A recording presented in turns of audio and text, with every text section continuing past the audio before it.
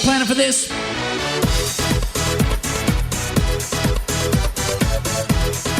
Welcome back, TPR Nation. This is your coach, Micah Shalansky, with another Tips from the Trenches. I wanted to talk to you guys about something that comes up from time to time and get your input and see how you do it. Share a little bit how in the Perfect RIA we like to operate. In this case, it's with some COIs, but not from the referral aspect, from the interviewing aspect of things. What if you have a client, this happens a lot, because again, we specialize in federal employees across the United States. So we'll get a client in a state that we don't know a local estate planning attorney in. Half of our clients are outside the state of Alaska, right? So this is something that we need to deal with on a continual basis. So we have a whole interview process that we're going to do. Now, if you'd like a copy of our interview questions, it's in the Backstage Pass, but because you're listening to this, you can email us lifestyle@theperfectria.com and just put estate planning questionnaire, and we're happy to get that, to send that off to you.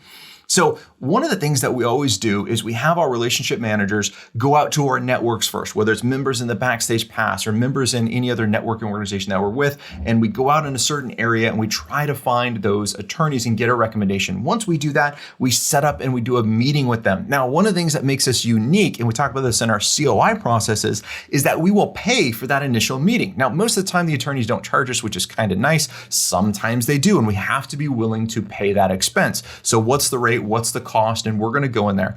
Now, one of the reasons we do this immediately by offering to pay in this meeting sets us aside from 90 other financial advisors that they have. Why? Because this proves of how serious we are and we respect their time as a professional, and our time is respected as well. So we've automatically elevated our stance. Then we go into the attorney and we have a list of questions that we go through in our interview process.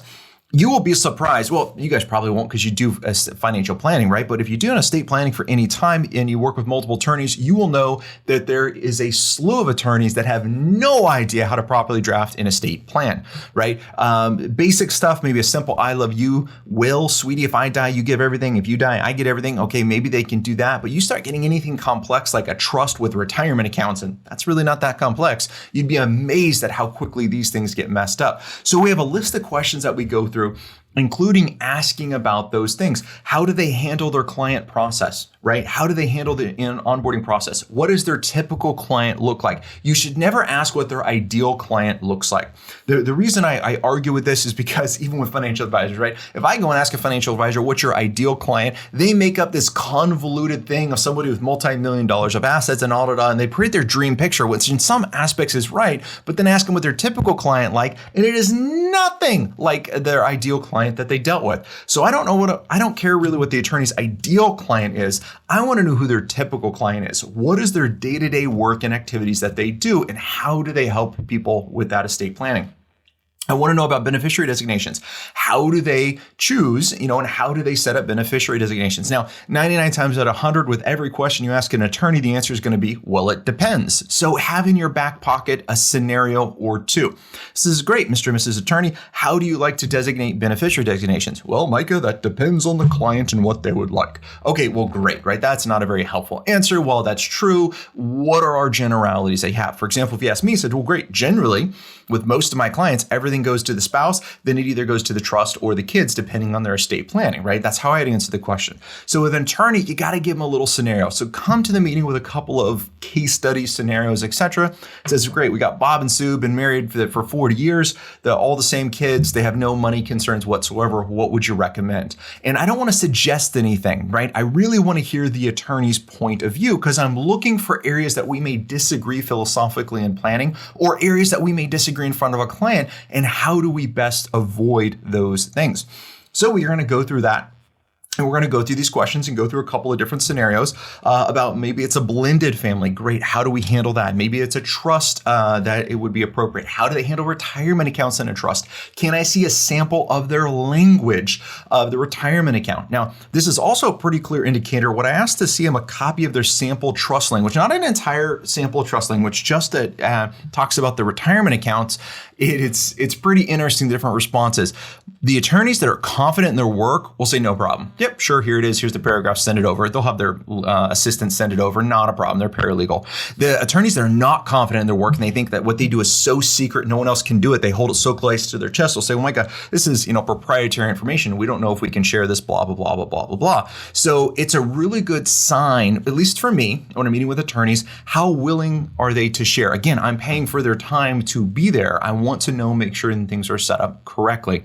I also want to talk about continuing education. Where do they get their continuation? What do they do, etc.? And then the reason I'm asking this is not necessarily where I care so much that they go. I do a little bit, but I'm asking it to also build rapport because again, how else can I set myself as a side different as another than just a normal financial planner? We've done Heckerling at multiple times. Heckerling is the World Series of estate planning conferences that happens down in Florida. So by talking with attorneys, says, great, well, we took XYZ Heckerling conference. How would you do with this particular situation? All of a sudden it changes your purview because there's only a handful of financial advisors that go there and it's really only estate planning attorneys. And it's a great source of estate planning information, really high level stuff. So for me, for my average clientele, most of it doesn't apply, but it is still pretty interesting. So what continuing educations do they do? What's their typical client that they work with? What's their onboarding process? Really importantly, how do they work with other professionals? And I leave it as that is the question. Then we'll talk about how they work with CPAs, how do they work with financial advisors, what are their funding strategies? So after they do the estate plan, what do they do? How long does it typically take for them to get things done? Those are really important questions. I was interviewing one attorney recently and her comment was, Micah, our trusts are very elaborate. They're 158 pages long. Do you know why? And unfortunately, I will absolutely confess, apparently I had my TPR sassy hat on. I did not have a good financial planning hat on because I said, what, fee justification? They did not think it was nearly as funny as I did, but they were elaborating, creating this huge elaborate trust and charging lots of money for it with a lot of stuff that really didn't apply. So I like to know what their process is when they go through with it. Are they a flat fee biller? Are they per the hour? How are they going to interface with it? Our onboarding process is we go through the estate planning process with the client. We go out pretty much everything they need to do. Then we bring the estate planning attorney into our office physically or virtually. And then we discuss with there if the clients want to move forward with them. How much is that meeting going to cost? If it does, let's know what that is up front, make sure the clients are okay with it. And how are they going to engage with us as the financial planners after that? One of the things we tell our clients is we work with any professional you work with, as long as they are a team player. And that's a really big key. So after we go through this process, we have probably a 20 to 30 minute meeting with estate planning attorneys. We'll take a bunch of notes on them. And then I'll go back to the client and says, Mr. or Mrs. Client, we interviewed 3 or 4 different estate planning attorneys in your area. These are some of the questions that I asked them. These are some of the things. Just want to give you a high level. I think you should meet with John or Sue, etc. Would you like me to set up a meeting with the 3 of us so we can go through your estate planning? This is really important. Again, you're going to recognize this. This is the dishwasher rule, right? I want to get credit for the things we're already doing. If I'm doing these interviews, I want to make sure I share that with the client. Also, the opposite is true of saying, look, I've interviewed multiple attorneys. I've had this conversation a couple times. I didn't find one that I really liked. This one's okay. I think they could do the job, but it's nothing spectacular. Setting those expectations with the clients are really, really important. So what's your process? How do you work on estate planning, especially with other professionals that are out there? We'd love to hear it.